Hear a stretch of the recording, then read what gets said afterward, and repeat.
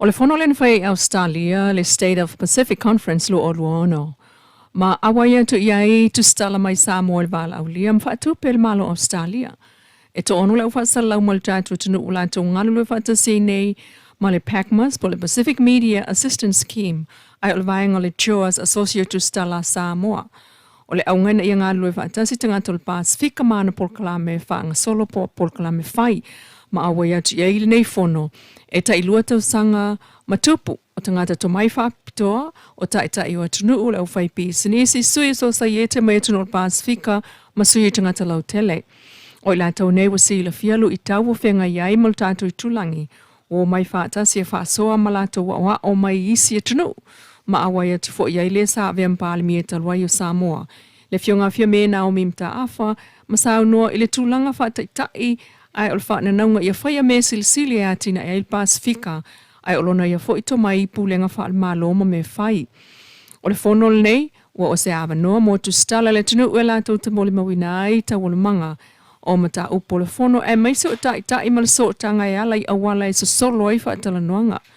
O le aumalanga tu i Samoa o fiai ka dinia Elisa ia Morrison o le PACMAS le o ta maa ko le Sambalim tau aina isa ako le Radio 2AP Yumi e pati tala ave o le whaia ongo le NUS mo le fue Joachim Smith o le TV tasi se Yuli Francis Vaina Lepa o le TV le University o Samoa.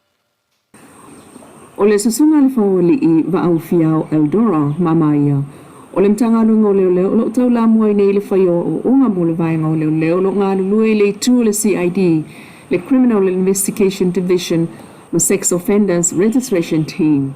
Lo whaawau lea o unga le teimi whaatino ai ngā lue ngā leo mo le si tio le sila fia ai o le wha lea tili o lato o onanga.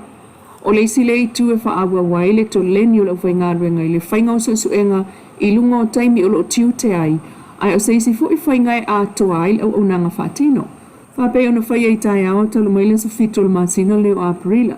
Lea wawai o leo su e mata i tūl wha ngā salongo le whainga o suenga o se soli tū la whano. Whape na fo i le tu e ngafa ma suenga o soli tū la whano tau whiusua inga. O le whasioti tangata o tau wha ole ma isi soli tū la whano. O ngai e whaatino e leo le taimi o lātou sifi e pe on whailua mai. E le tūlau o leo o whaia whaapitoa mō le whaamalo. Si awe sang whaatupula i ailo lātou sila fia. E le whaatino ngō matata SS e pe ona tā uelunga. Ngā mawaia i lātou le anganga o le ngā lue whaatasi ma le pule le leo na suenga tā uai whaatino. Whaatasi ai ma le awawina o le whainga o whaamaumaunga ai o mea whaia whaawa wai pea. Pei o le au fia ai o suenga whai ngā ruenga whaatino le aso.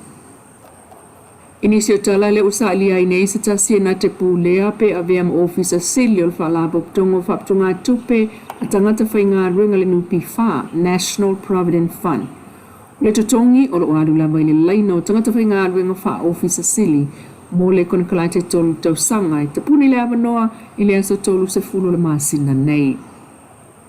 Mai le whamasinonga e le Italia e le fionga le whamsino o le whamsinonga mawalunga Justice Tua Tangaloa le tālo sanga le tina whai pisinisi a Doris Teo i le whaatananga al whamsinonga e mawhaiaio na malanga o le tina a Doris ua tatala i tua i lalo tutuunga pei o le saini le ofiso leo e whaatalia i le taimi o lona whamasinonga le vai aso o le aso valu o yuni lu ono na tālo sanga tina lea mo se whetuna ingo ai e ingo o tatala ai i tua ina ia mawhai una malanga e waai lona ai ngai Australia.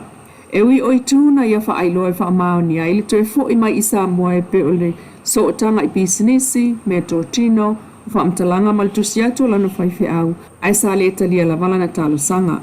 Na mai tawina fo il whaamsinonga, e le o ngā tusa na mōli mau ma le toe fo i mai, e pei o le le aio ni ngoa po ni whaamtalanga mau tū mai tangata, o lo langalango ina lana talo sanga.